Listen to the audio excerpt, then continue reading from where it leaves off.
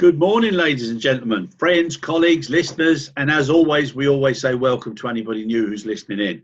Now, today, as always, we've got a great visitor, a great episode leader, shall we say. And today we're talking to Jessica Tyler, and Jessica joins us from sunny Dallas. And Jessica is now the president of Cargo and the VP of Airport Excellence. So firstly, congratulations, Jessica. Well done. Brilliant. And Thanks so much, Chris. And I think we should just very quickly say, good luck to Rick Ellison also, because he now takes over as VP of Loyalty, overseeing the AA Advantage Loyalty Program. And we say goodbye from Cargo-wise at the moment, anyhow, to the $1 billion man. And welcome to yourself, Jessica. Thank you so much. I love calling Rick the $1 billion guy. He's over there helping make sure that we can get customers back flying again.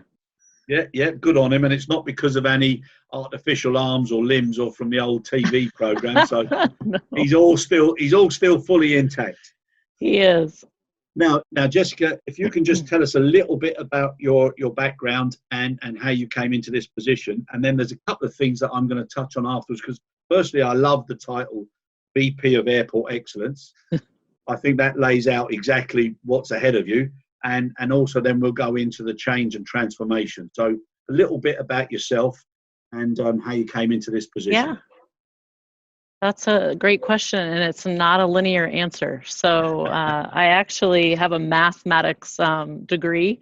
My undergraduate degree is in math. And I started my career as a high school math teacher and volleyball coach. It's a long story on how I ended up here. But what I'll say is I spent my 20s in education and really wanting to drive change in that world. Spent my 30s in management consulting doing the same. Beginning my leap from education into management consulting was still educational focused. Yeah. I worked with the Gallop organization, Gallop Inc., who's a polling company, and really focused that decade of my career, almost a decade of my career, on the interaction between employee and customer loyalty or engagement. So how do you drive engagement within a team to make sure that they, in turn, take care of customers? So I spent most of my career at Gallop focused on those things. Started in education, but then broadened out to kind of Fortune 50 companies. Always focused on change, driving change, making improvements. Did a MBA program somewhere in the middle of that, all that, and linked up with a woman who was actually already at American. And when I was ready to change careers, found a role within American, joined the cargo team right away in 2012. And my role was always around change. At the time, I joined right after we filed for bankruptcy in the end of 2011. And my role in the beginning was to figure out strategically how to unfortunately say goodbye to some of our third-party consulting firms and folks that were helping us strategically, and build an internal team that could drive as much strategy and improvement in the business as possible on no dollars, right? So so from there, my role has grown. So started with a very small team back in 2012, and over the years, my first big change initiative that I helped support, and the team that focused on it, was our integration. So when we merged U.S. Airways and American Airlines, worked with really built the team and helped create our approach to how we would bring both cargo businesses together from those two airlines. And then in turn, when we finished that integration, we had a motto: integrate first, optimize later. And so we integrated first, and then we started our transformation journey, right? So we had to get the hard work of just bringing our businesses together in any kind of merger situation. Yeah. And then as soon as we finished that, we were able to really focus on the future. So I've been a part of our modernization effort from the very beginning. And working with the teams that have charted the path for us, partnering with IBS and the iCargo system to bring that in-house. We've reduced our, technology ecosystem by about 90%, from 90 some odd systems to less than 10. And that has been my heart and soul and my passion for the last 5 years, is working with all the leaders and teams across our business to bring about change. And we have always talked about that effort as a people first effort, right? That it's definitely a technology project, but at the heart of it, it was about also engaging and involving our team in doing things very differently. Our processes and things are 40 some odd years old. So long answer. My role in cargo, I've been here about 8.5 years at American, all in cargo. If you had asked me a couple decades ago if I was going to be in cargo, no, this wasn't on my radar, but follow what you love to do and what you're good at, and somehow you wind up in jobs that get you out of bed and surround you with people that you love to work with, and doing real good work to bring change about to a really important, iconic brand. Brilliant. And I think what you've hit on there about getting into cargo, I think most people, they don't know how or why they got in, but once they're in, it's very difficult to get out. And not many people sat in a classroom and said, I can't wait to get into cargo. Yeah. And I've just got something. I was going to put this on specially for you. Oh, okay, I love it! Yay! Yeah, that's awesome. And it's the cargo cup, the cargo cup version. And I got to say, but Chris, you got to take the tag off and actually wear it. Well, come on. do you know something? I found it this morning when or I you knew can be you were like my coming high on. schooler and just. No, I won't be kidding. Look, I'll do it for you now. Look, tag is off. There now. you go. Yeah, and then you got to throw away the United and Delta hats that you have, and just kidding. No, but I found it, and I got to say, it's top quality as well. Yeah. Hey, we do things right around here. You do indeed. Now, obviously, now there's a transition, and we had Rick on, but what I'm so interested in is what you've covered several times about change and transformation. So, and about people first. Yep. Now, of all of those things that we've got now embracing us and challenging us with this damn virus, people obviously have to come first. And then there's the balance between the economics and what we have to do, and cash flow, and getting rid of legacy waste and stuff. People's mindsets and people's capability to accept change is such a challenge in itself. So when you start a change program, or an improvement program, or a transitional program, or whatever, what are the main areas that you always try and focus on to start with? Yeah, that's a great question.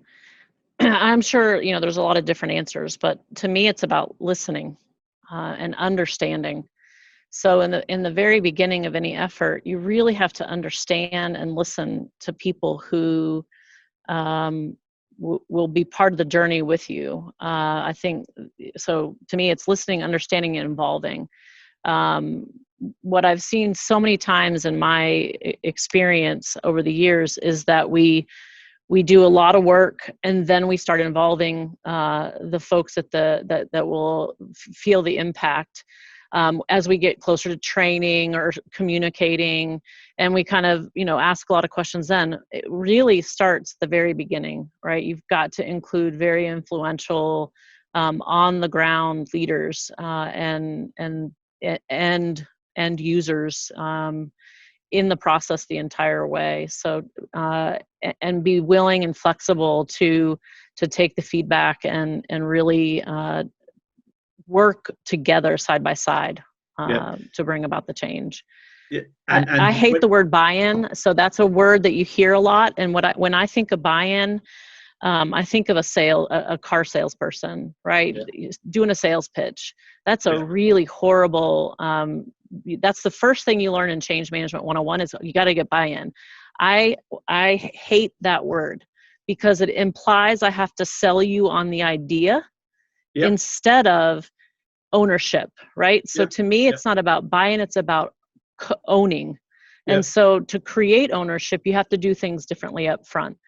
You're not, we had that mantra from the very beginning in this 3 or 4 year effort. We said, we're not out to build buy-in. we're out to build ownership.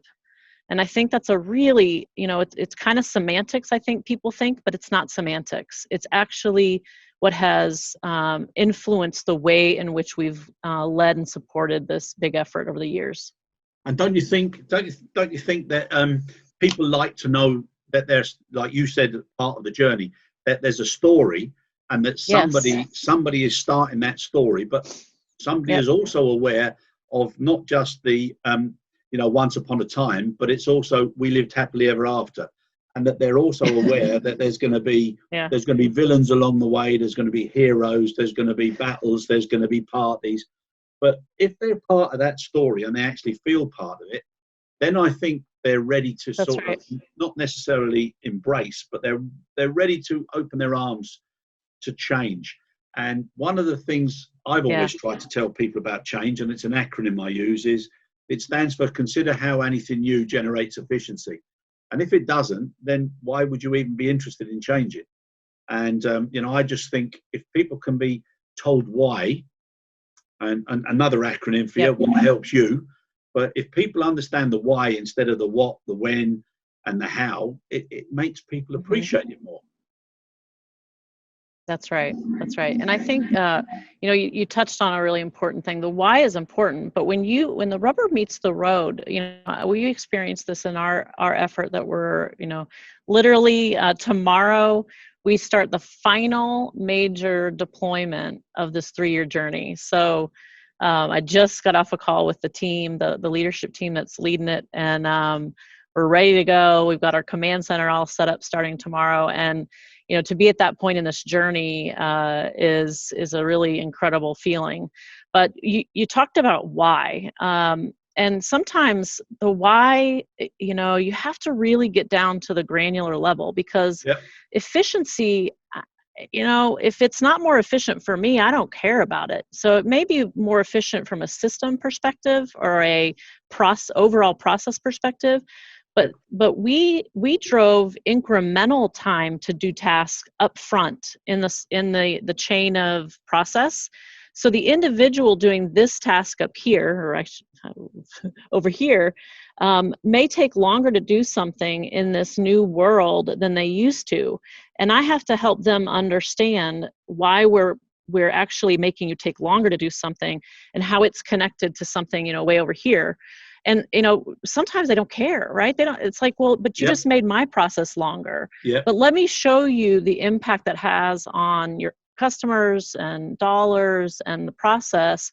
And once you do really educate and walk side by side with them, our team understands that data up front that we capture is absolutely, you're doing the most important task. So it's actually, not so much about helping them understand what happens later. It's about helping them understand, but that what they're doing has a really critical impact on our business. And so, I think you're right. I also think when you talk to people, you really have to get down to, the other thing that kind of bothers me with the normal change management practices is that whole curve. Well, you have early adopters and you have, all that, right? Yeah. So none of that really actually matters. Most human beings actually are in one of those buckets along the journey at some point. Yep. So I'm a huge change. Like I love change. I'm one of those people that's like, whatever. But man, the minute the new Outlook thing comes and I haven't done it before, I'm like, what the hell? What, where's my old button that I used to use? So everybody experiences typically the whole cycle. And I think that's also a big miss on a lot of change management programs is you think early adopters or influencers are people, and you group people in these things, and then you target things towards those people. And that, to me, is the wrong way to think about it. You have to move people through those buckets themselves individually. So, you always hear, well, you're going to have just detractors. Well, yeah, sure. But how do you move them through the cycle? You involve them. When we early on in a lot of our testing up front, when we were actually choosing a system, we had some of our biggest, gruffest hey, I got a flip phone kind of, folks, come in and bang around on the system and tell us all the reasons it wasn't going to work. And then we also said, hey, how can it work? What you tell me how we can make it work. And you flip the script to not why it won't, but how can it? And I need your involvement. I need your ideas. I need your input. And very quickly they turn into influencers of others. Like it's 100%. amazing how literally overnight that happens for humans. So it's about really acknowledging and involving. Yeah, the best sheriff is an ex-outlaw. Sorry. It's okay. I was just saying the best sheriff is an ex-outlaw. As soon as you let them just get rid of everything and then you turn it round, it's a great opportunity. I'll start using that description. Yeah, but also I love what you said there as well about the fact that, making people feel important and also what part it plays in the overall picture, because in most of these issues, people need to understand what it's like for a day in the piece of cargo rather than just a moment in time. Yep. And if they understand what goes before what goes after, and what the impacts and effects are, they feel then part of the story, and they feel a lot more important, which is so. You keep using the word story, and that was something that we also really had to make sure that, again, a lot of times we have a comms plan and we have a training plan. We tried really hard from the beginning to tell a story and to talk about this as a story that we're all in together. And Kristen and others on our team and lots of folks have done an incredible job. And that's when I just got off the phone today on my meeting right before this, we're talking about the journey we're all on together, and the heart of the journey for us. I got asked how do you think, what caused the success of this transformation, or what, to me, it's about leveraging your strengths, right? So the strength of our culture at American Cargo is a family. We take care of each other. That is the thing that makes us just incredibly unique, even within American and, with our competitors. So we exploited that strength, absolutely exploited it. And that's a life lesson for everything, right? So you exploiting your strengths is the number one way to really accomplish things in life. And I use the word exploit in the nicest term, right? So we knew that this was our Achilles heel as well, right? So we're family. Families have all kinds of dynamics. But we knew that if we tugged at that piece of who we are along the way, that we would get there. So, when we had our major cutover back in October, I was moved to tears several times, just watching everyone take care of each other, right? So we had so many examples of team members who had nothing to do with one thing, chipping in and making sure that we were covered. So just incredible. And I would say that, to me, that's one of the biggest things that we've learned along the way is take who you are and leverage the heck out of it through any kind of change journey. No, that's brilliant. Now, obviously, that was orchestrated change and plan changed strategically, tactically, and timely. And then all of a sudden, we get this global crisis, which is crazy. And people never realized how much it was going to affect everybody. And unfortunately, it's going to affect an awful lot more people over the next 6 to 9 months. So with that in mind, and about the agility that's necessary in an organization, and first time I met Rick was at award ceremonies where American Airlines was getting Cargo Airline of the Year, and I think they did it several times in a row, and it was getting very popular. Mm-hmm. Play to American, and what you said, and the fact that you were part of the change, it's a great success. So again, well done. But now you're going to be faced with this, reboot readiness review, and also people are going to have to be accustomed to, ramping up and then contracting, and at the same time being prepared for the next opportunity, because everybody's got to have cash flow for the next 6 to 9 months to actually see where they're really going to be afterwards. Now that's another dynamic of change that's going to have to take place. That's right. Right. That's right. I stepped into this role just a month or so into this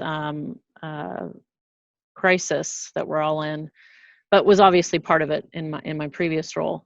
Yeah. And what I've seen us do is completely strip out any of our old habits and old ways of working. And that's been the most impressive thing to watch. So immediately, our teams, we were throwing people at problems, right? And in the first few days or week, we literally just threw our best and brightest at things. And how do we do this? And in that controlled chaos environment, you throw everything you can at whatever is right in front of you. And then, I don't know, maybe a week into it, honestly, we stepped back and said, I think we can do this chaos differently, and be very deliberate about the talent and energy we put on certain things. And we had a mantra, as many people have had during this, is, never waste a good crisis, right? So, the innovation and creativity that comes in a crisis. I think I just posted something a couple weeks ago about, I love the creativity that comes in a crisis. And I know it's hard to use words like love and crisis and even excitement. And even when you congratulate, me on this new role, those are hard words right now. This is a responsibility we have to our company and to each other. So when I think about all the work that people are organizing themselves around, we're being very deliberate about making sure that we are matching people to incredible opportunities within the organization, regardless of where it sits, regardless of reporting lines, regardless of job descriptions. I'm a huge believer. I talked about strengths. That's one of the things that when my Gallop days, for those that know, Strengths Finder and engagement are huge pieces of research and consulting that Gallup does. And so I learned a lot about making sure that you are leveraging people's strengths and putting them on important work. And not only is that good for the organization, it's good for the person, right? So I have seen the light bulb come. I have seen the fire and the energy come alive in people as we've stripped away job descriptions and stripped away reporting lines and said, this is the most important work, and we need you leading it and doing it and supporting it. And we've just been super deliberate about it. And we've created a process now that's much more iterative in terms of decision making and sped up tried to push down decision making as well as speed up decision making. So we've empowered teams to go make decisions quickly. We're making decisions faster than we can even have a meeting about it, right? So it's been an incredible time, and now we have teams thinking about, okay, how do we work this way normally? Like when this crisis is over, this is the speed at which we need to work in a normal environment. Now, right now, we're still in some places like health and safety. So some of my new responsibilities, you said airport excellence, have to do with the safety and health and cleaning efforts. So David Vance, who's been the leader of our global operation for cargo for years, now has a combined responsibility for all above the wing and below the wing airport operations. So that's a huge role, huge expanded scope of his job. But he's, the mask policy we just announced that went into effect yesterday, that's coming from our team. We're thinking about how do we make sure that customers can feel safe in their journey. And not only that, how do we make sure our team feels safe delivering great customer experience? So we are moving faster and in a command center type mode, and that isn't sustainable. Some of it's not sustainable. So we are thinking about how do we transition some of this to steady state. Yeah, but Jessica, what you said there. Sorry. No, I get going. No, but it's lovely to see the passion. It's lovely to see the passion and the depth. I feel like I'm coming at you through the screen. No, that's all right. That'd be no problem. Right. But that wouldn't be a first. But what I think is great is the fact that you appreciate all these particular opportunities and also challenges. But the most important thing is, to keep the story going and let people know. And this is what's important. Whenever anybody's in a crisis, the last thing they're going to say is she or he was a nice person. They're going to say, we need somebody to lead. We need somebody to do the right thing at the right time. And we've got a gentleman that we're going to be doing some stuff with. You might know him, David Van Miller. And, he always says, you have to think fast and speak slower. And when there's a crisis, people need to know that somebody has read the book, knows the story, knows exactly what chapters are coming and how it's all approached. And I think what this crisis is doing now is it's giving the impetus for improvement. It's also making people respect reality. It's preparing people. But then there's a very difficult one in there, which is practical sizing. And as a carrier, you're reducing fleet, you're reducing aircraft. Now, with that, there has to be practical sizing. And I'm careful not to say right sizing or downsizing, but it's practical sizing. And if you've got X amount of aircraft, you then need X amount of people to support that. And the legacy waste and the legacy problems and the legacy bureaucracy and admin, which you've covered so well, that has to also be addressed. And that's why you then need planned positives. And then you move from crisis to cargo care, which is basically what you're doing yourself. Now, with all of that in place and what you said then about the masks, the most important thing is having clear directives and policy. And the world over has been so late appreciating the value of masks, it's almost embarrassing. And now what it needs for people at airports is, if you come to our airport, you wear a mask or you're not let in. If you get on our aircraft, you wear a mask or you won't be allowed to board. And people need that clarity to take away the pressure from cabin staff and ground staff to actually become the policing of something that is common sense, but it's not common. So you've got a huge approach. And when you said about congratulations, and it's difficult in times like this, I think it's even more of an endorsement, Jessica, because you're having to deal with the practical sizing, which is going to impact on people. And it's a tough thing, but if it's not done correctly and if it's not done directly, it's going to have even more of an impact on the business and the community. Yeah, as hard as it's been, I think back in the beginning of July, so just about a month ago, we did reduce our management and support staff by 30% company-wide. So 1 out of 3 of our colleagues who have built this airline, had to, obviously we were able to offer a lot of voluntary programs and early retirements and things like that. So we were able to take care of a large portion of that through voluntary programs, but we still ended up having to ask some folks that may not have been ready to go. It kind of chokes me up just talking about it right now. One of the lines that I love that we've been using to describe it, though, is they're a part of this rebuilding, even though they're not here. So they have played an important role in allowing American to build another 100 years of legacy, right? So without that sacrifice, there would be no American Airlines. I mean, we are in the fight of our life.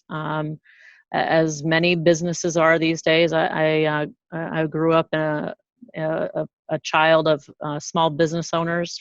My parents had a business for over 40 years.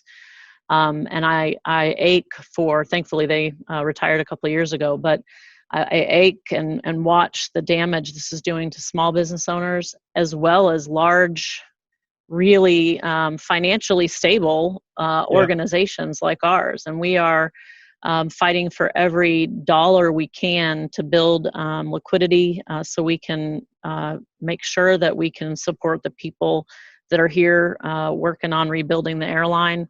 But involved in that is making really tough decisions. Right now, we're moving to the phase for our represented groups, so our labor represented groups, and there's programs on the table for them to consider voluntary programs as well. And we're in the middle of that right now, but it's this is not easy. This is a human process. This isn't a spreadsheet. And as much as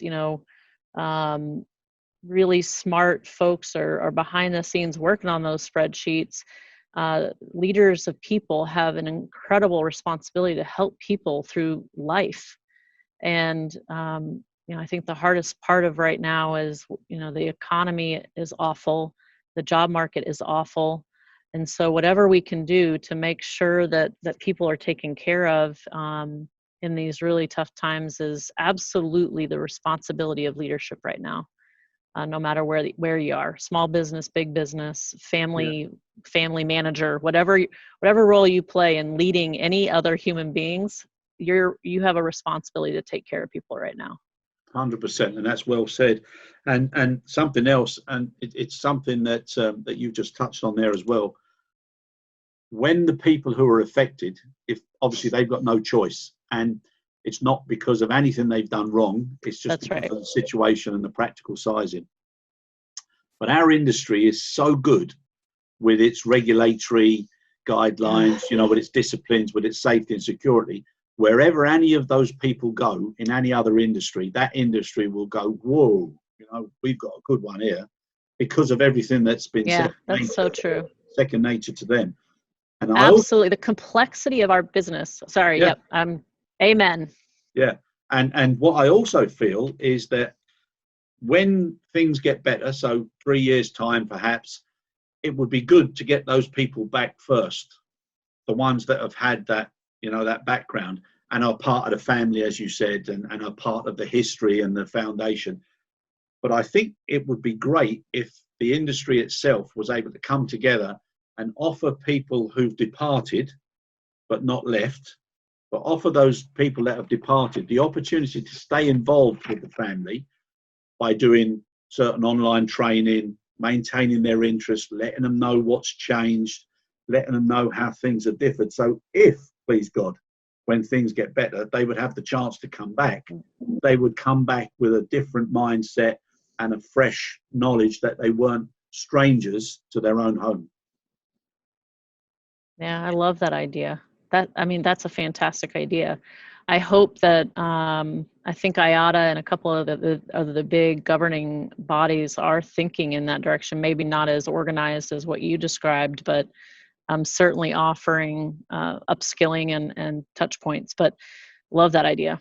I think you're 100% right. I've actually sent that. I've sent that proposal to Glyn and to Nick Green. So I've actually said, because I get so many people, especially pilots at the moment, who are saying how much they've put into their training, their safety responsibility, and now they don't know what to do.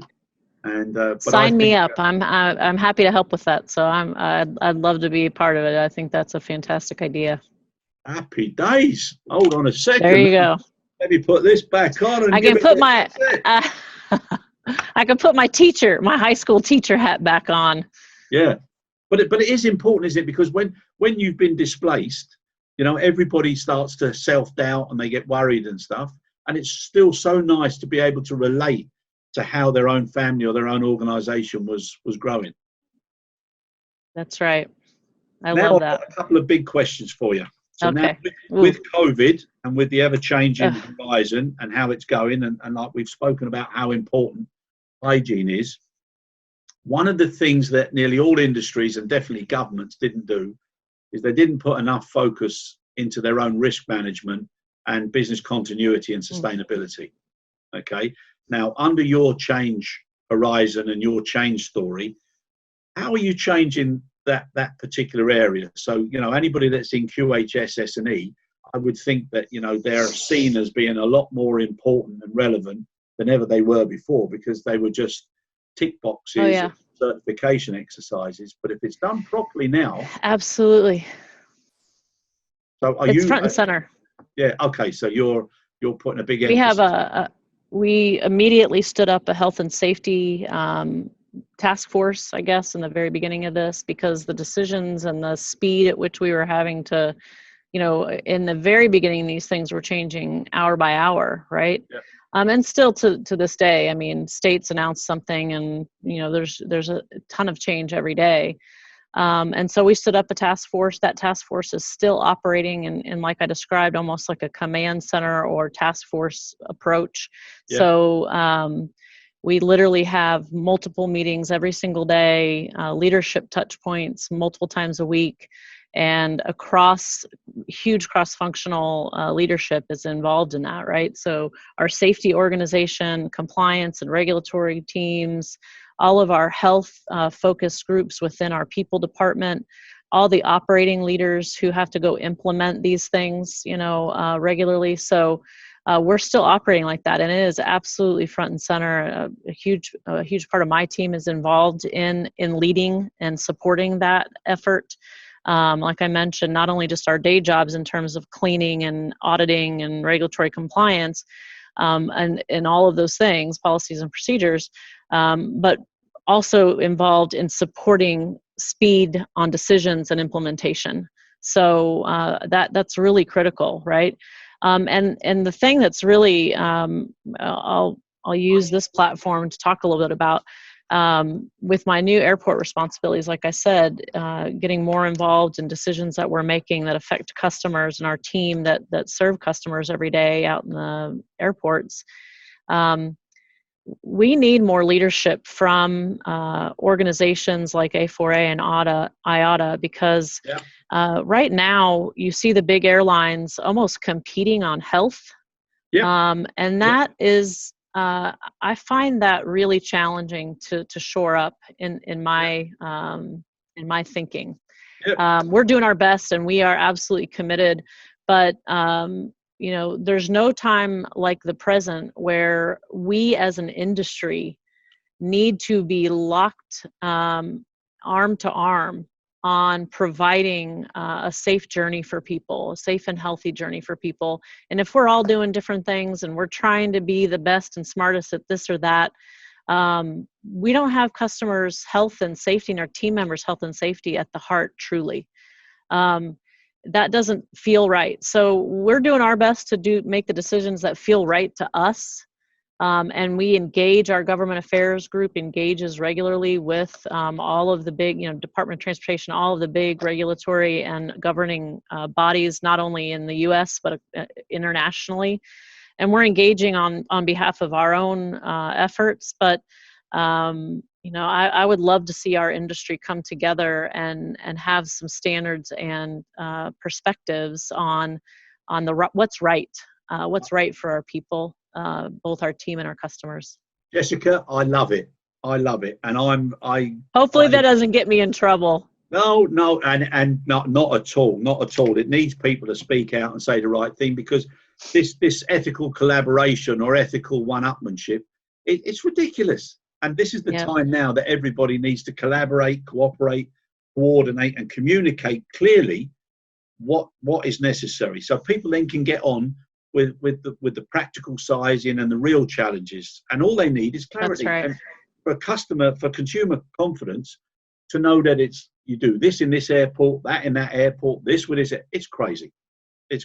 So that needs to change. I mean, we've done one of the relationships that I'm really excited about is we've developed a health advisory panel with medical experts and leaders in even the other industries to come together regularly with outside advice and medical advice. We're not, that's the thing about this crisis that's very different than others is, while we have incredible medical leadership and staff on our staff internally, this is like nothing else. I mean, exactly. We need, we've got a great partnership with Vanderbilt University Medical Center who really advises and helps us make decisions on some of these complicated things, because the research is changing day by day too. So you hear an article about, oh, this mask is or isn't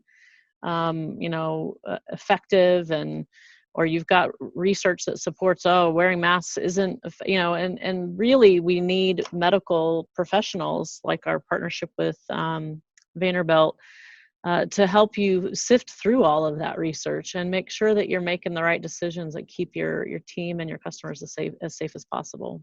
Here, 100%. I think there's all these moments I keep putting the hat back on. So fair play. Just leave it on. It looks great. Yeah. But I've got to stay a little bit new. But I do a hat and you are changing my mind. Oh, good. Now, as far as collaboration, the tripartite of like an airport, a carrier, and a GHA, just keeping it simple. Mm-hmm. I also think, Jessica, that if the three of them came together a lot more and tried to do things that were supportive of that particular airport, you're actually getting a lot more positivity and common grounds for attracting business to that particular airport. And I hope that this crisis is going to help change that perception as well. Yes, I think you're 100% right. In some of our airports, there are amazing examples of exactly what you described. Miami is a perfect example. We've got two really great leaders, both on the airport side and the cargo side there. JC Lascano and Eric Matu work closely with all of the communities and all of the vendors and business partners that make that, that small city that is the Miami airport hum. So incredible collaboration, coordination. So we have examples of where that really works. And then, we have examples where, they just haven't come together yet. But I know our leadership in those stations is really moving in that direction. We just had a conversation about this recently, urging our GMs that are in those stations to really be the one that reaches out and brings together everyone, including other airlines, to the table to say, we own this environment. That's ours, right? To own together. And we've got to do the right things together and share the burden of doing the right things. So when it comes to costs and signage and all of the things that help humans through an airport experience, we have to come together and share both the burden and the successes of being able to drive people to travel again. Exactly, and they have to secure and bake the cake together instead of argue over the size of the slice or who's got what slice. It's right. Just the right thing to do. That's right. Now we're coming to the end of the podcast. Okay, all right. And everybody knows what a great carrier American is, and especially the way the American carriers have grown and developed over the last, I'd say, I don't know, probably 5-6 years from what I've seen. They've really stepped up, and especially American. But the challenge ahead, okay, Jessica, I would suggest the way you've explained the change, that you're very well capable and matched for the challenges. And I wish you great success, and American. And I shall wear the cap more often than I thought I would do as a result of your impact on me during this particular podcast. Okay, I genuinely wish you huge success with what you're doing. And some of the earlier points you made about, people first, and even though there's spreadsheets behind, etc., it is a fine balance, and I admire you for the task you're going to have to take on. And also, I've got a lot of respect for some of the tough decisions you're making. But if you do it with the values that you've put across today, then I think people will also respect it and they'll understand, and you'll do it better than an awful lot of people probably wouldn't. So good luck to you. Thanks, Chris. That's super nice words. You asked a lot of great questions, and so any great discussion starts with great questions and curiosity. So I appreciate the time. And again, the American team is we're ready. We're climbing every day. We're climbing, and we're doing it together, and we're holding each other up and making sure that we're thinking about our customers, both cargo and passengers, and making sure that we are doing all the right things to keep goods moving where they have to move, people moving where they have to move, and trying to do our part to make sure that this industry is strengthened by this in the long run. Yeah. So thanks for the opportunity to chat a little bit about the team. It's an absolute pleasure. And even though we're all in different boats, we're all sailing through the same storm. So it's together. Right. Thank you so much, Jessica. Really. Thanks, Chris. Cheers. Appreciate it. Have a great afternoon. Yeah. Thank you too.